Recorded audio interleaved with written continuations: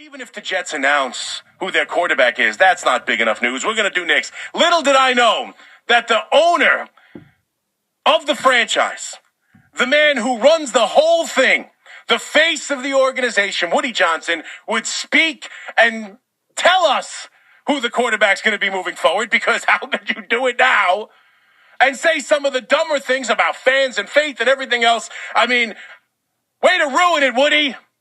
Because, my God, how inept, how incompetent does this guy sound? And I know it's probably not even fair at this point, but it's just so bad that every time he opens his mouth, you feel worse. They're 0-7. The coach seems in over his head. They got a quarterback who can't throw. They've lost every game. They're the worst team in the NFL.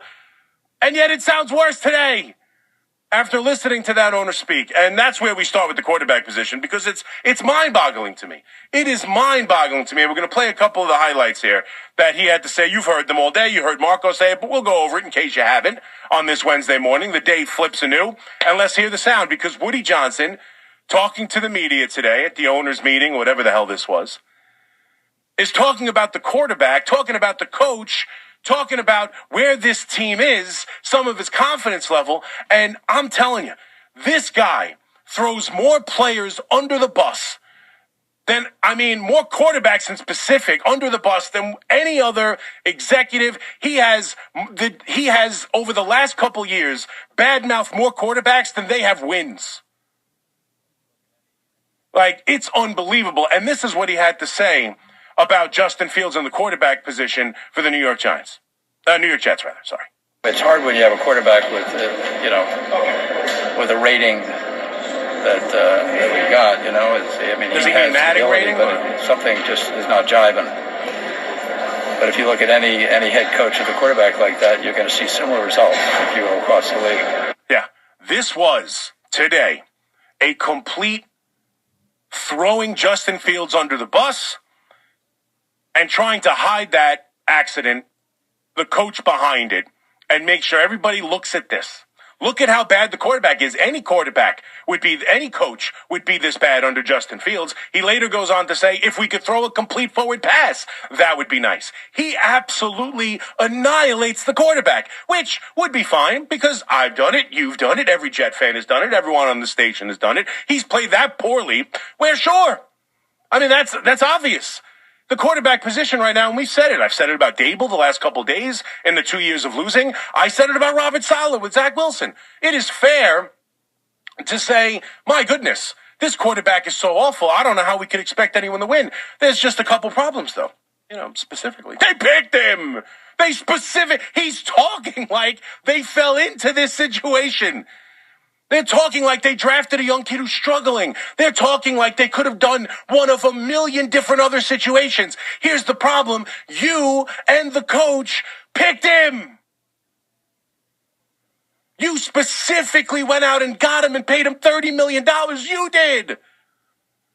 How can you hide the coach behind the quarterback when you had Aaron Rodgers sitting there? You could have done a million different things. You could have brought in different quarterbacks. You could have kept Aaron Rodgers, figured out a way to move the money down the line. Yeah, you're kicking the money down the line, but still, at any point, as Tiki Barber always likes to say, the cap is fungible. You could have found a way to work Aaron Rodgers into this team. He wanted to be here. He would have manipulated his contract. He would have figured out a way for it not to be $63 million hit on the cap. Like, he would have figured it out. They would have figured it out. Instead, they specifically went out and gave this dude a contract that nobody else wanted to give him.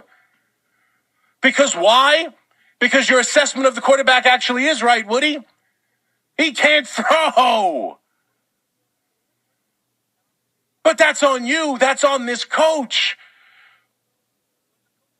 That's on you, and it's on the coach. Don't stand there like you didn't have an option about who the quarterback is. And while he's still the quarterback, while everything's in flux, while they haven't made a decision, while your coach, the one you're praising, and I want to get into something he said about him too. But the coach that you're praising here today, that you have faith in, that you speak to every day, that you hug every day, and you give him the encouragement every day of, hey, you hang in there. That coach picked picked him. And while the coach that you're talking about is out in the media saying, I don't know who the starting quarterback is, you're out there bashing him to a point where how the hell could the coach do anything else but now move on from him? The owner is standing there in front of the media saying the quarterback we can't win with, he can't complete a forward pass. They're still debating who the quarterback is. It is mind-numbing.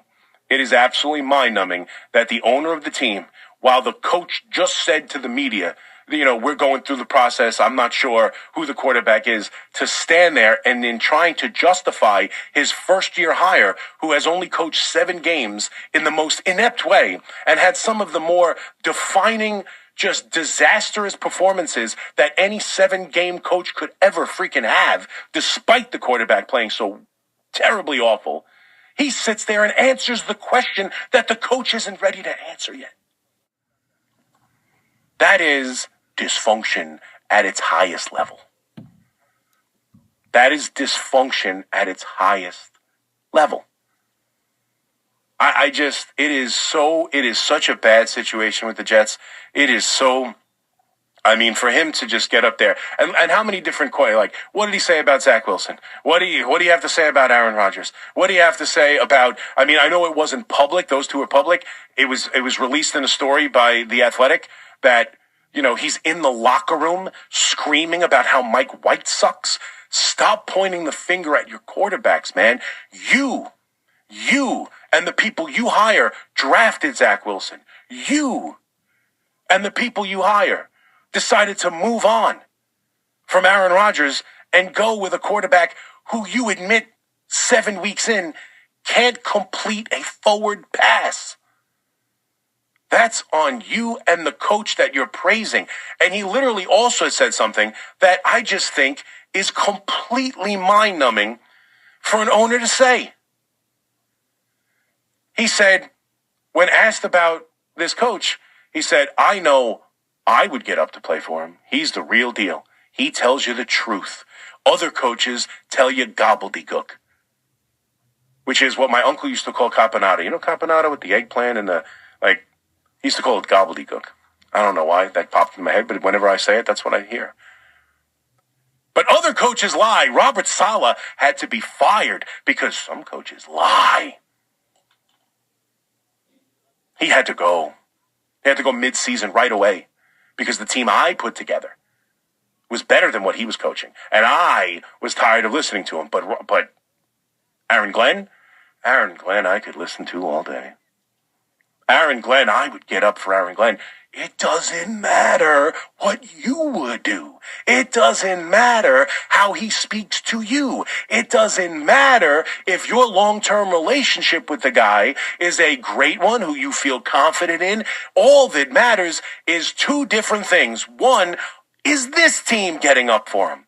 And yeah, you can tell me till you're blue in the face that the defense has and the special teams has, and all it comes down to is whether or not you can throw an incomplete pass. Or you could throw a forward pass. But, I would play for him. You're not playing for him. Your team is. And is your team playing for him? Because I see wide receivers frustrated with not doing anything at the end of the first half and yelling at him on the sidelines. I see a dejected running back who's way more talented than what this coach is allowing him to be and what this offense is allowing him to be. I see a team that's 0-7. The Dolphins are falling apart. The Dolphins are getting their ass kicked by, Gabriel and the rookie quarterback and the Cleveland Browns. They're literally collapsing from within. And even they beat you. Even they beat you.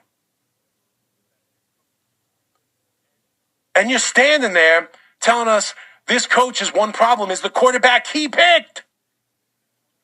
You cannot separate them. And then this is the point I've been trying to make. I'll continue to make it. It's so obvious that this coach and this owner picked this quarterback who can't throw. And you could say whatever you want about the coach and whether or not it's the quarterback's fault and this team would be better and blah, blah, blah. You know where this season is heading. And you know the decision that's coming in April. Bottom line. Bottom line. They are going to be drafting a quarterback. You just said that they have a quarterback who can't complete a forward pass. It's not a rookie, right? It's not some, backup because the starter's hurt. This is a guy who had tape. This is a guy who had 4 years in the NFL. This is a guy who won football games for the Pittsburgh Steelers.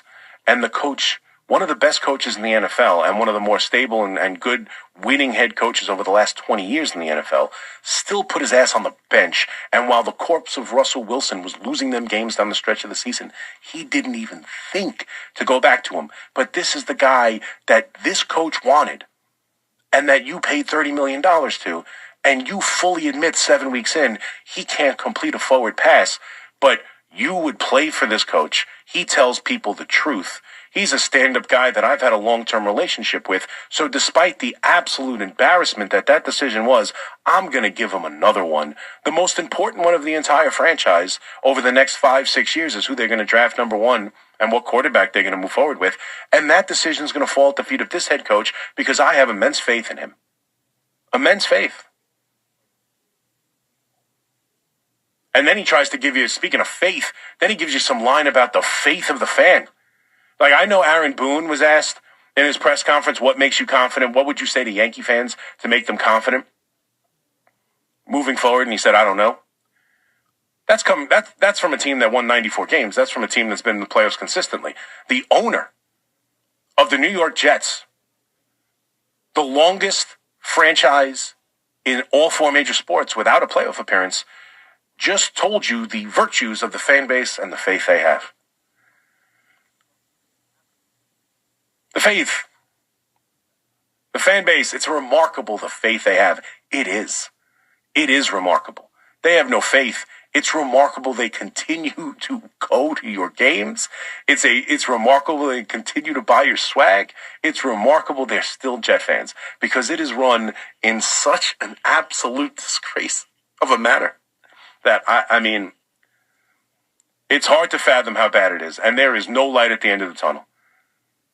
And I'm always the guy who defends coaches. I am, and I understand what he's pointing. He does have a coach. He does have a quarterback that you can win with. He does have a quarterback who can't complete a forward pass. He does. He's the reason that the quarterback is there. Him and Muji. They didn't want the headache or the problem that would have been Aaron Rodgers in the winning culture they were building. So they decided to bring in a quarterback who can run but not throw. And then, here's the best part. And then, they don't build an offense for him to run the football. They have him dropping back 1,000,000 times, taking 9 sacks, because not only can he not complete a forward pass, he doesn't want to attempt it.